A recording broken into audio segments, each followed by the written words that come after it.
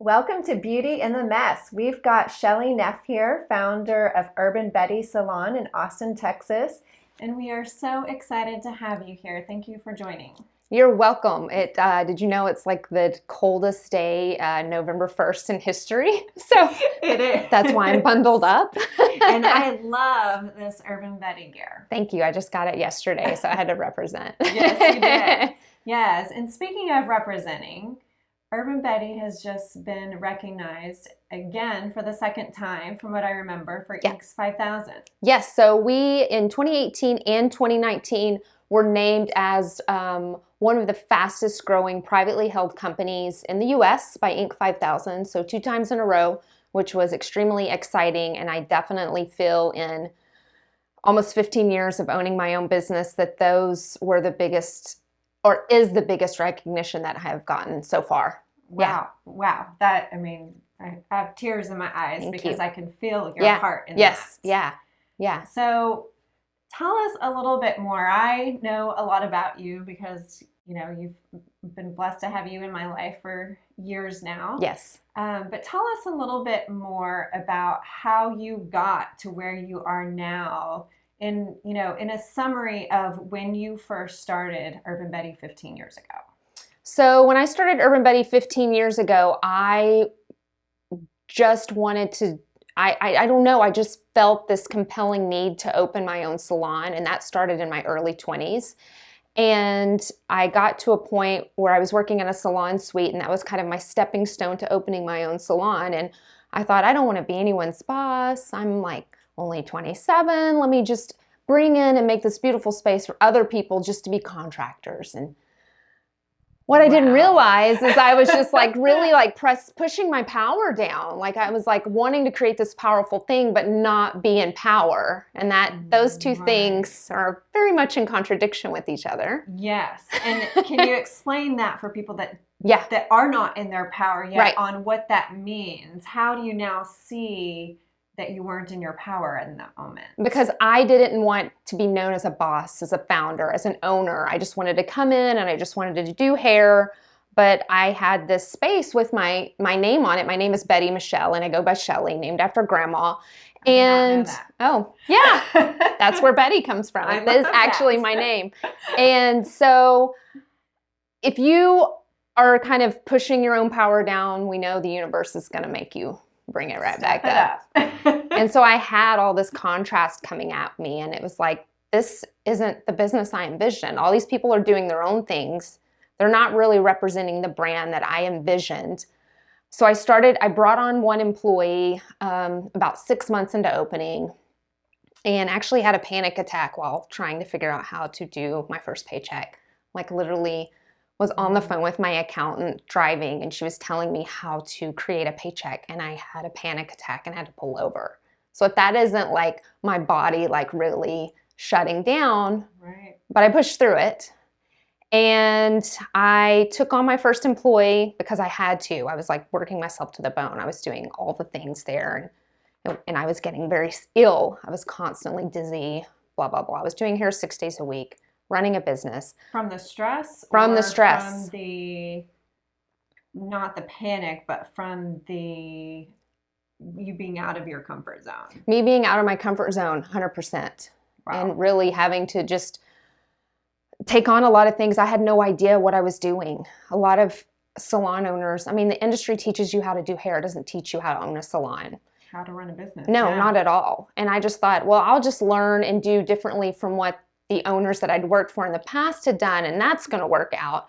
And then that doesn't work out either. Right. And I was just spinning my wheels, and then I realized after having one employee, okay, this isn't so bad. She got on the floor after assisting me for a year, and I thought, okay, you can be commission employee. And I thought, okay, this still isn't that bad. I'm figuring it out. And I was like, I'm actually making more money from having an employee. Right. And I can tell her when to be here and what to do and what to dress. And that may not be what some people want to do, but I had a vision for my brand. And when you have a strong vision and you want your brand to be recognized, everybody else has got to fall in line. Right. And that was really hard as a creative person, as an artist. You want everyone just to be free flowing, come when they want, wear what you want. And then you're like, whoa, that really isn't what I envisioned for my brand. So I had to step out again, outside the comfort zone. And I slowly started bringing on more employees. And today, I can tell you, I have 0 contractors and I have about 70 employees. Wow, 70 employees. In 2 locations. In 2 locations. So had I stayed in that place of disempowerment, letting people do what they want to do in my space and me kind of hiding in a corner, girl, I would still be doing hair 6 days a week and making a tenth of what I'm meant to make. So wow. That is really beautiful to see that journey and really what you built, the strength that you built within yourself. Oh my God, 100%. All of those things that happened really taught me how to step into my own power. And every single person that ever challenged me, left, made a stink, just made me stronger. Mm-hmm. And in the moment, it felt like hell on earth. But later, I'm like, oh, thank God for that person, because they set all these things into place, and I wouldn't be the success I am today without it. So, yeah. I love that. You embraced your mess. I'm embracing it every day. Yeah, truly. We all are. So I love that you stayed true to that vision. Yeah. Did you see that vision right away when you started, or was it something that built as you stepped into it each day?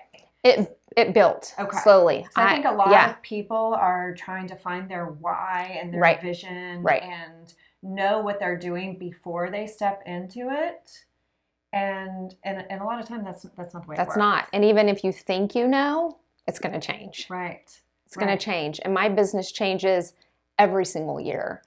I really had a huge pivotal point when I hired a consulting group to come on and a business coach, because I was like, I'm at my wit's end. I can't get ahead.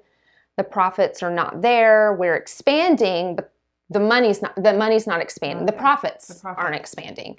And so I hired these people to help me, and that was a huge part of how we became successful, how we started to be profitable. So asking for help, which was very hard for me, because that's your ego saying, guess what? You're too dumb. You don't know how to do it by yourself. And then that's the voice of the mind, which isn't real. Like, why wouldn't you want help? Why wouldn't you want Now, did you have a hard time hiring that mentor? Did it really push you out of your comfort zone to take that step to hiring? Oh, because I know it was brought into my vortex 3 times. And I was like, nope,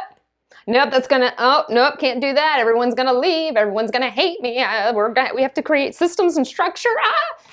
And the 3rd or 4th time when I was sitting negative $8,000, I think, in my checking account, and the bank was calling me every other day saying, do you have the funds to cover this that's coming through? I couldn't even do direct deposits. I was scared people's paychecks were going to bounce. There was a time when I couldn't even pay myself. A lot of people don't know these things because you keep on a happy face and we're doing good. And that was my rock bottom, where I had to be like, I need help, and I've got to figure out how to make this work and make a profit, or why am I doing it at all? And I kid you not, I hired a consulting group. I went on my honeymoon. They came and did their first, where they restructured our pricing list. Because guess what? We weren't charging what we were worth. Right. Huge. Right. So we restructured the pricing list based on the demographics, get rid of all these discounts. And I went from negative $8,000 in the bank to within 3 months having $50,000 in my bank account. Wow. Now, how did you take that step to hire at negative $8,000? That's what I was going to tell you. So this consulting group kept coming into my vortex. I wasn't seeking it out. I wasn't looking for it. I was pushing it away. But when I got to a point of something's got to change or I'm going to close, that's what helped me bring them on. And I just trusted the process. I didn't know. They sent me to New York. That was the first thing. They're like, come to New York. We're going to pay for it. I'm like, they're smart. They know how to.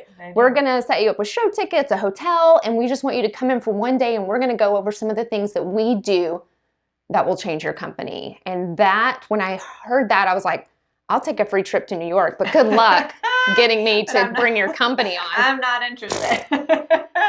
But then they made sense. And I was like, you know what? Let's just try it. And I thank God every day that I and did that make sense to you in your mind, or did you feel that as well? I felt it as well, because I was in such a place of just, I didn't know what to do anymore. Right. And I was definitely at a rock bottom. I mean, there were several during that, and I just was like, all right, let's do it. And it was the same year I was getting married. It was the same year I was creating my side business with my now husband. He was just my fiance at the time, called Weird Home Store. A lot of growth and a lot of expansion. We had bought a house. I mean, if you think about that year, I'm like, how did I make it through it? But you think something just blew wide open for me. Right. Yeah. And really, so much has opened for you. The concept that we're talking about is how do you have it all, right? And I think that there's a lot of stigma around that, because a lot of people have the mindset of, okay, you can have it all, but only one thing at a time, right?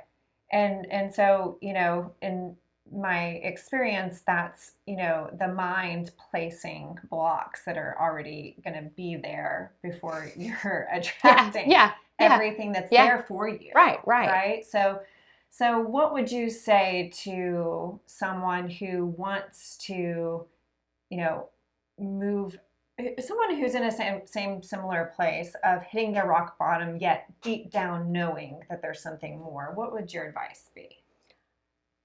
That's good. I would say just let go. And when people try to help you and things come to you that you didn't seek out, listen to that and go with it. If someone keeps talking about a book or a podcast or this business coach, take heed of that, because that is the universe coming at you and being like, here are the answers. You're just not listening. Yes. And, it's actually something that I was writing about in my newsletter today about missed opportunities. Yeah. And how often do we miss those opportunities because we think that, maybe that's not right for us, or maybe we don't have the funds, or, maybe there's something better, or, whatever it is, or we just simply can't see it. Or control. I had to let go of a lot of control. Because if you think about that, scary for everyone. Huge.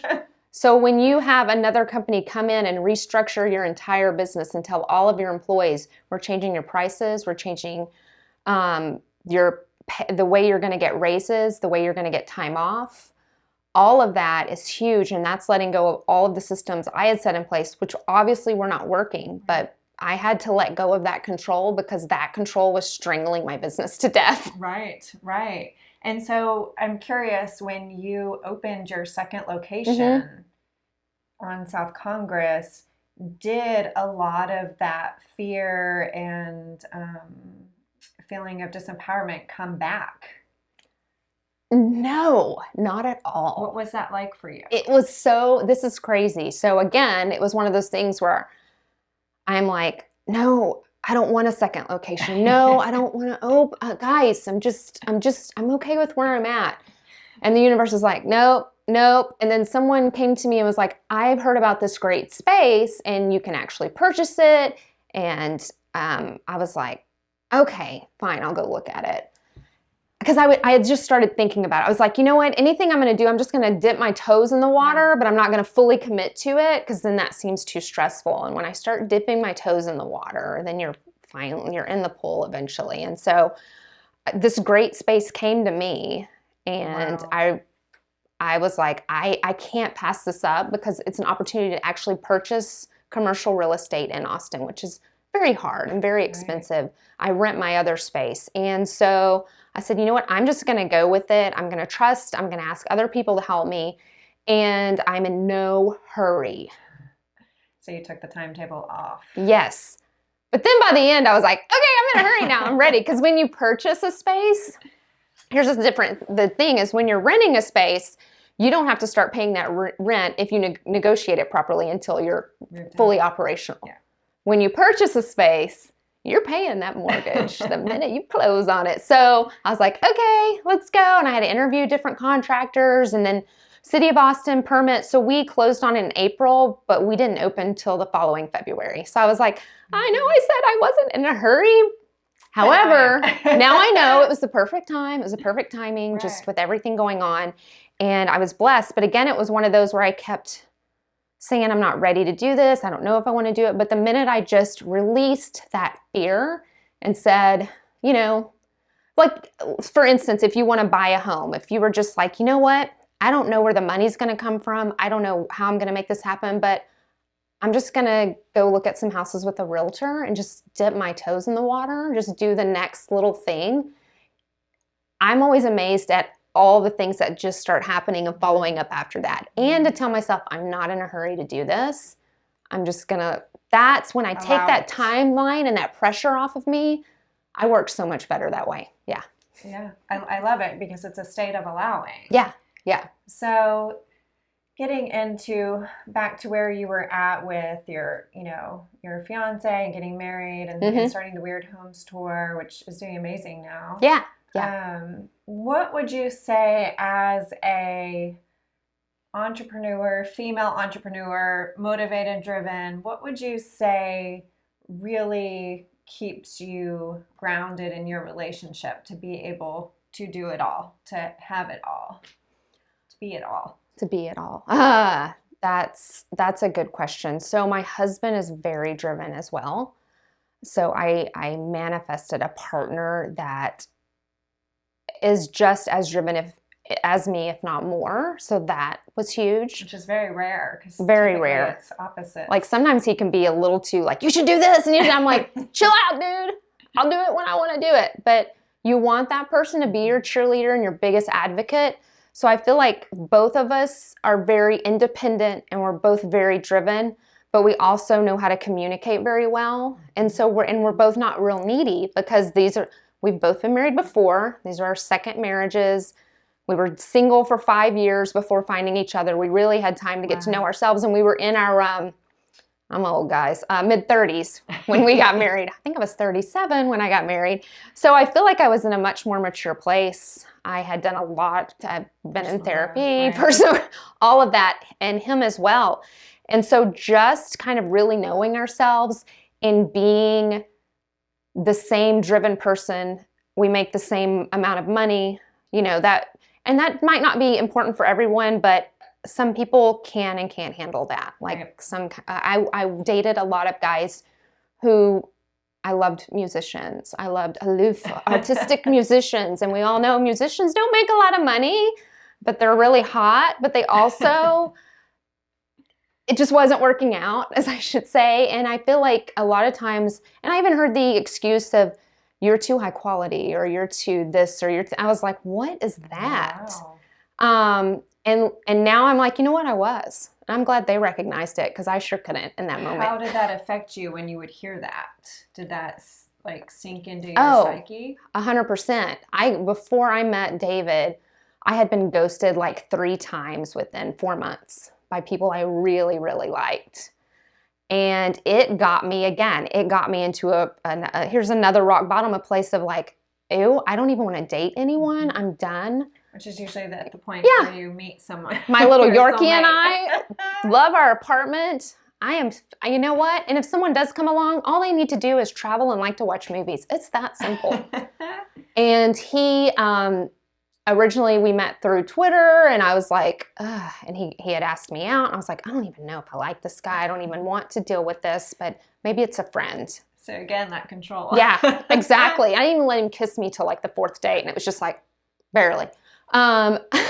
So yeah, it was that, the minute I let it go, when I kept trying to pursue these people that weren't available to me and trying to make things happen, that's when I learned it doesn't happen.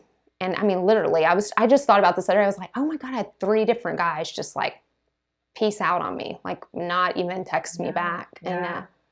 And so it's really about listening to what is there for you. Yes. Yeah. And really, in a sense, that's a ability that we all have that is also a skill that we have to build in order to really listen. Yeah. Right.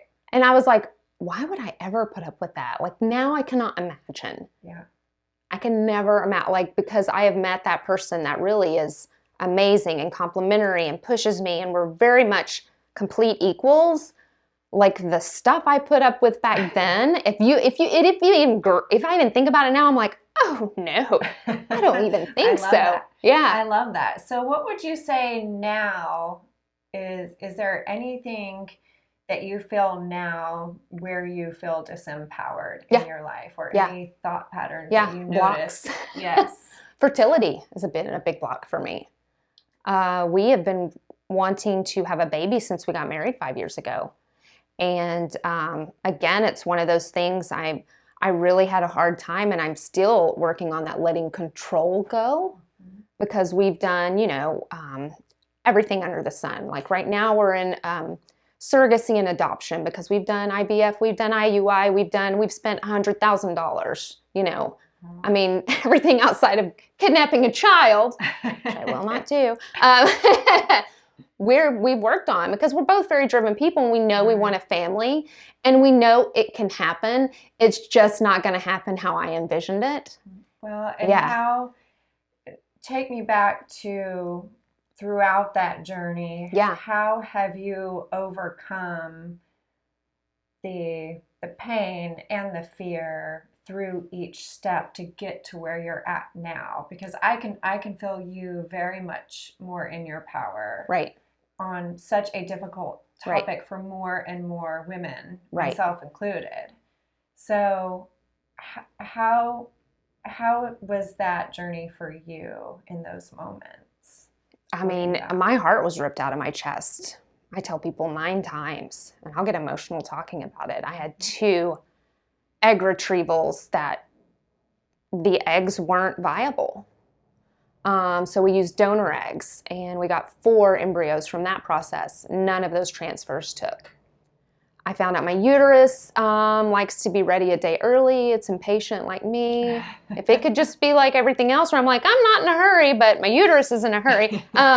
So then we got 4 more donor eggs, and we did 3 IVF transfers. Every time the process was tweaked or changed, or the hormones were changed. I mean, it's insane. And so I've been through 7 transfers, none of which took. I mean, and 2 retrievals, which didn't result in anything. So that's when I say 9 times.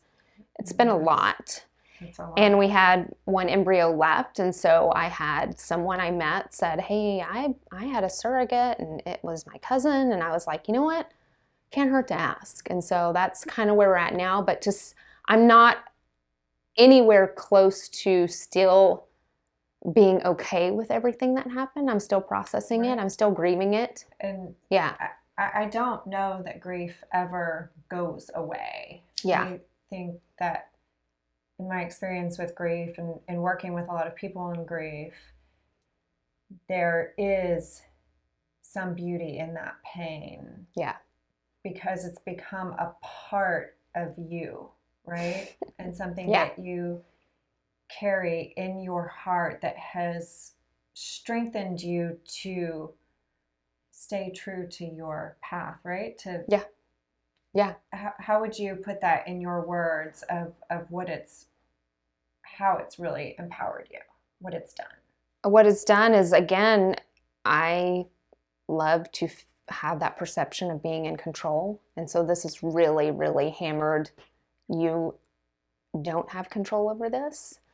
And I feel like part of it too is a lot of people don't talk about the struggles behind fertility and how many of us are actually going through it, because it's very painful. Every time, I didn't want to tell people I was going through an IVF transfer, because then they expect you to be pregnant the next time they talk to you, and they're going to be asking you, are you pregnant? And that's perfect. That's what you should be doing. But when you ask me, are you pregnant? I have to relive all over again that I'm not. Right. And I had to explain that to some people. Like, that's why I'm not talking about it. But now that I'm in a better place, I want to talk about it. I want people to know it's normal. But every single person's journey is different. Right. I know people that got 1 egg, 1 embryo, pregnant the first time. I know people like me that it just didn't happen for them. And I mean, it's just, it's so wild. Or people that accidentally got pregnant at 44, you know? I'm like, Right. I'm like, that could happen to me. Who knows? And I'll be Right. like, this is a miracle child. Right. Yeah. And a lot of times people have twins Yeah. and they're not Yeah. expecting it. Right. But, I think what's interesting that you said is how it happens is out of your control, right? But Yeah. you're doing what you've done in every aspect of your life Right. with fertility. Right. And I think that that's really beautiful because for so many women, they don't know where to start. And Right. there's so many confusing messages. Even when when you get married, Yeah. you're questioned, Yeah. when are you going to have kids? When are you going to, if you're not married, your question's, why aren't you married? Yeah. There's so much of a expected path for people. Right. That may not feel right Right. for everyone. Right. And with fertility, there always is that thought in your mind of, that it's what's wrong with me? Why isn't this happening? That you can go down if you choose. You can be like, I wish my husband and I had met 10 years before, or Right. does he resent me because I'm not at a fertile age, or just all the crazy things that your mind will tell you. And again, I am so thankful for all the people I have around me to help support me, and, just a therapist that helps me. Like, you have to have that. You have to have that outside support.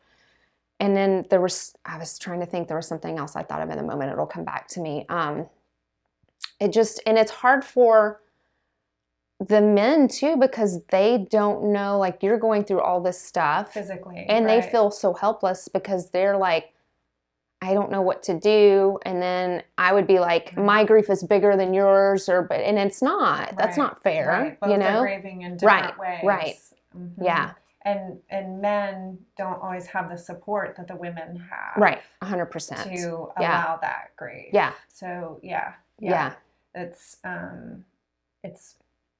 really different dynamic. It is. Yeah. And thank God for David, because again, that he's one that, because there was a point where I got to, like, I'm cool, dude, if it's just you and I. Like, let's take trips together. And he was like, no, I know that's not your heart. And so that is where, you've got to have somebody that's 100% there with you. And I was so thankful in the moment that it didn't have, at least, that's what's great, is when one person kind of, I hate to say gives up, but when you give up in a moment, they're not giving up. And then maybe when he's in a moment of giving up, I'm not. So we really help complement each other that way. And that's really been helpful through this process, for sure. Yeah. Yeah. Thank you for sharing that. Yeah.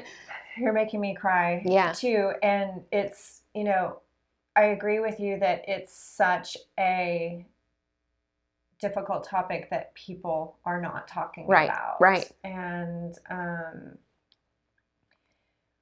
I want to know, what would you say to someone that is struggling in fertility to keep them moving forward? One day at a time. Just keep anything you can do that's forward movement, even if it's laying in bed all day, just to get your sanity back. Like, that's forward movement. And your voices will tell you it's not, that you're giving up, but it isn't. You need self-care. You need to talk about it to people. Don't hold it all in. And, even as a lot of people aren't fortunate enough to be able to afford going through the IVF process or things like that. But even those of us who are, doesn't guarantee a baby. However, I feel like I just have to trust. And I feel it in my heart it's going to happen. I've been telling you this for years. And I said, I had to say, because you were like, read this book or take this supplement. And I was like, I can't do anymore. I've done it all. Like, I just have to trust that this soul is coming, and it's coming into my life, and it's coming wrapped in a package that I didn't design. I want to wrap that package. I want it to look just like me. Blah, blah, blah. No, No. And I know we'll probably, be sitting, hanging out, having coffee in a couple of years, and I'll be like, now it all makes sense. Yeah. And this was the child that was meant for me, And that's the beauty of it. Yeah. So when you go to sleep at night, what do you think when you go to sleep and wake up that morning to keep yourself motivated on this path of all that you're doing with your business, with your marriage, with your fertility path, with your health, even down to, I know you've got like a really great workout regimen. I do. And, yeah. You eat well, like all that you're doing. You're not all perfect. Right. But all that you're doing in your life and all that you're being. I try not to think too much about it. I know I really need routine, and I really need my home as my sanctuary. I'm an introvert, so I need alone time. That's where you re-energize yourself. And even this week, I haven't, my stomach's been a little off, and I haven't felt great, and I've taken some time to just rest. But this morning, it was that I'm not feeling like, yay, I want to take on the world, but I'm just going to put one pant leg on at a time and keep doing the next thing. And it always works out because this is my favorite saying. I say it to everyone and they're like, here she goes again. How do you eat an elephant? One bite at a time. And that is what I have to consistently and constantly remember, because if I go to grand picture, I go to shutdown mode. Right. Because it floods me and it becomes insanely too much to handle. Because if you told little Shelley at age 27 one day you'll own 2 locations with 70 employees, what do you think she would have done? She would have collapsed on the floor. I wouldn't have been able to handle that expansion. And so just to step into that expansion, dip your toes in the water, let yourself just ease into the pool, because so many people let themselves get overwhelmed so fast. And that's anybody I meet with. And they're like, what about this? What about that? And I'm like, you are taking yourself to the end of the road. And let me let you know, the end of the road is not even going to look close to what you think it is. Right. And you may be thinking, I don't want a space of 1,500 square feet or any employees. And now I'm like, look, because that's what I started out as. And now look, and now I'm like, well, give me 10 locations, give me a product line. I am just going to say, let it be. And I will but I'm in no hurry. Because putting time limits on yourself and taking yourself to this grand idea that you feel overwhelmed by is not going to get you there. It's just taking little steps, even if it's like, I'm going to go have coffee with Robin because she knows about XYZ.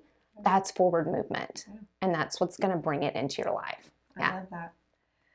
Wow. Thank you so much. You are amazing. You continue to amaze me. Thank you. It's not about what you do. It's about who you are and the beautiful light that you are. Oh, thank you. I appreciate that. So thank you. And you can follow Urban Betty at... Instagram is just at Urban Betty. Twitter is at Urban Betty. Yes. And your Instagram is... And the salon is Urban Betty Salon. Okay. Yeah. Perfect. So I took both of them. Yes. So you can follow both. Yeah. Keep up with her. She is doing incredible things. Yes. Thank you for being here. Yeah. Thank you for having me. Oh.